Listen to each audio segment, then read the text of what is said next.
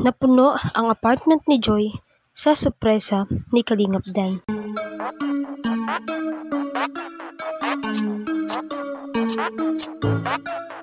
Suki Deso. Isang normal na araw para kay Joy ang araw na iyon. Ngunit sa hindi inaasahan ay hindi alam ni Joy na darating ang isang Kalingap Dan. Sakto din naman ang dating ni Kalingap Dan dahil halos kakarating lang din ni Joy galing sa school. Pagpasok nga ni Kalingap Dan ay napakaluwang ng apartment nila Joy. Halos walang gamit.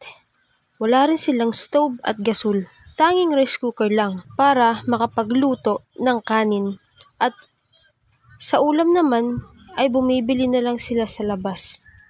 Si Melka ang kasama ni Joy sa apartment dahil wala na doon sila Carla at Roseanne dahil lumipat na nga ito.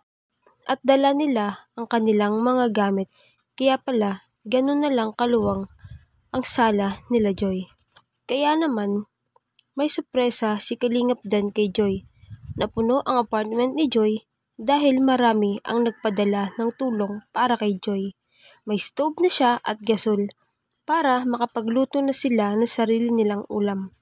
Meron na rin silang rep, may electric fan at may water dispenser pa. At iba pang mga dala nila Kalingap Dan at Kalingap Rab. Labis naman ang pasasalamat ni Joy sa lahat ng nagbigay ng tulong sa kanya. Grabe, sobrang daming blessing at sobrang dami talaga ang nagmamahal kay Joy. Maraming salamat po sa panonood at pakikinig. Please do not forget to like, leave a comment, share, and subscribe po sa aking munting YouTube channel. Maraming salamat po. God bless us all.